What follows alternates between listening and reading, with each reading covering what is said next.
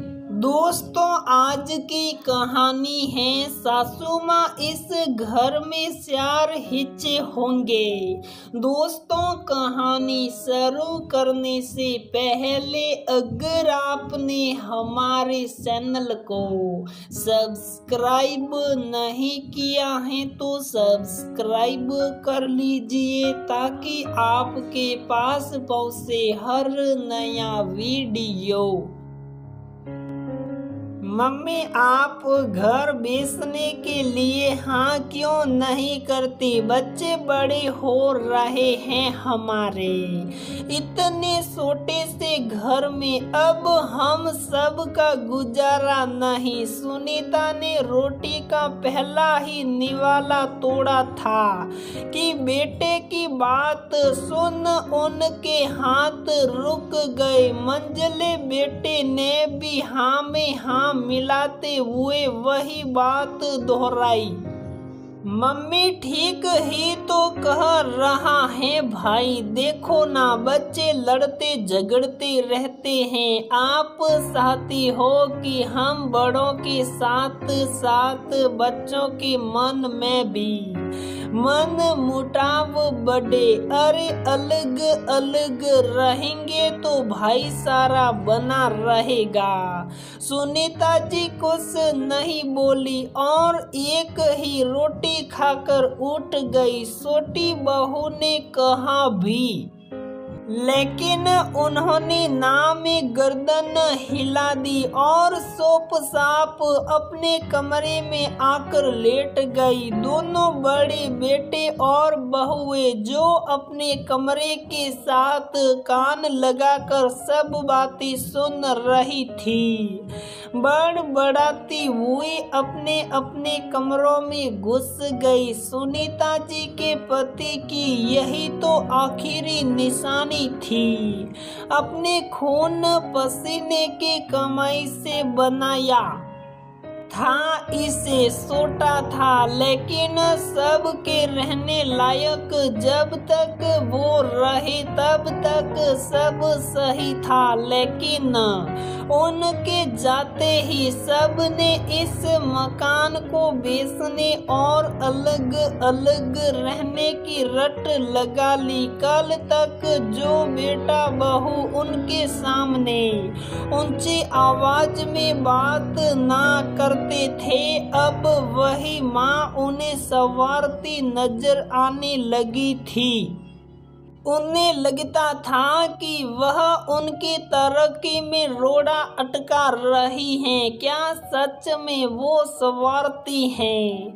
नहीं, वह माँ है। उसका बस एक मकसद था कि सभी मिलजुल कर साथ रहे। 2 बर्तन साथ रहे तो बचते ही हैं, लेकिन दुख तकलीफ में भी तो एक दूसरे का सहारा बनते हैं। अरे छोटे मोटे झगड़े तो सभी घरों में होते हैं। इतना तो उसे भी पता है कि तीनों भाई एक दूसरे का दुख तकलीफ समझते हैं और बहुएं वो भी तो एक दूसरे के बच्चों पर जान देती हैं और बच्चों की तो आपस में दांत काटी रोटी है ही।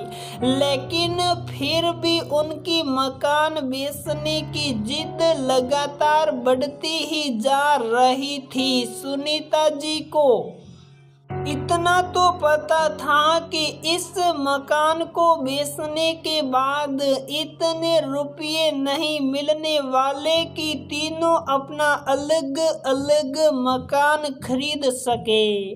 तीनों की खुद की इतनी कमाई नहीं। कहीं मकान खरीदने से पहले ही तीनों ने पैसा खर्च कर दिया तो सड़क पर आ जाएंगे। इसकी कल्पना मात्र से ही सुनीता जी डर गई। और वैसे भी उनकी व उनकी बेटियों की जिम्मेदारी किसकी, इसका तो कोई जिक्र तक नहीं कर रहा। नहीं, मैं ये मकान नहीं बिकने दूंगी अपने और इन सब की भलाई के लिए। सुनीता जी रात भर इसी बारे में सोचती रही। सुबह उठते ही उसने तीनों बेटों व बहुओं को अपने पास बुलाया और कहा, मैं ये मकान बेचने के लिए राजी हूँ। सुनते हैं सबके चेहरे पर खुशी दौड़ गई, लेकिन एक शर्त पर। अभी वह सब अच्छे से खुश भी ना हो पाए थे कि शर्त वाली बात सुन आंखें फाड़ते हुए उनकी ओर देखने लगे। शर्त? कैसी शर्त? सभी एक स्वर में बोले, मकान के 3 नहीं 4 हिस्से होंगे। सौता हिस्सा किसके लिए? बड़े बेटे ने पूछा। दीदियों के लिए क्या? मझली बहू ने प्रश्न भरी नजरों से उनकी ओर देखते हुए पूछा। नहीं, मेरी बेटियों को इस घर से मान सम्मान के सिवा और कुछ नहीं चाहिए। फिर इस बार छोटा बोला, सौता हिस्सा मुझे अपने लिए चाहिए। आप उसे लेकर क्या करोगी? बड़ी बहू मुंह बनाते हुए बोली। वैसे तो बहू मुझे जवाब देने की जरूरत नहीं है, लेकिन तुमने पूछा है तो सुन लो। इस मकान में तुम तीनों का कोई हिस्सा नहीं बनता, क्योंकि इस तुम्हारे ससुर जी अपने कमाई से खरीदा था। लेकिन मैं माँ हूँ, मैं तुम्हारी तरह स्वार्थी नहीं हो सकती, इसलिए तुम तीनों को हिस्सा दे रही हो। हिस्सा मिलने के बाद तुम तीनों कब अपनी नजरें फेर लो, ये किसे पता। इसलिए अपने बुढ़ापे को सुरक्षित करने के लिए मैं सौता हिस्सा लूंगी।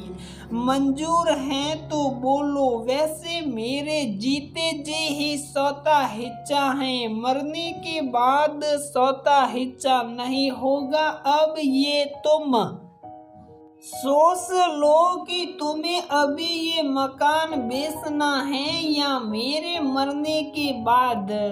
उस दिन की बात, तीनों में से किसी ने मकान बेचने की बातें नहीं की। सुनीता जी अपने फैसले से खुश थी कि जीते जी उनका परिवार जुड़ा रहेगा। हाँ, इतना उन्हें पता था कि एक न एक दिन तीनों को अलग होना ही है और ये मकान बिकना ही है। लेकिन तब तक तीनों कुछ पैसा और जोड़ ले, जिससे कि एक अच्छा सा मकान खरीद सके। एक माँ जीते जी क्या, मरने के बाद भी हमेशा अपने बच्चों का भला ही चाहती हैं। तो दोस्तों, हमारी ये कहानी यहीं पर समाप्त होती है। अगर आपको हमारी ये कहानी पसंद आती है तो प्लीज़ वीडियो को लाइक करें, शेयर करें और हमारे चैनल को सब्सक्राइब ज़रूर करें।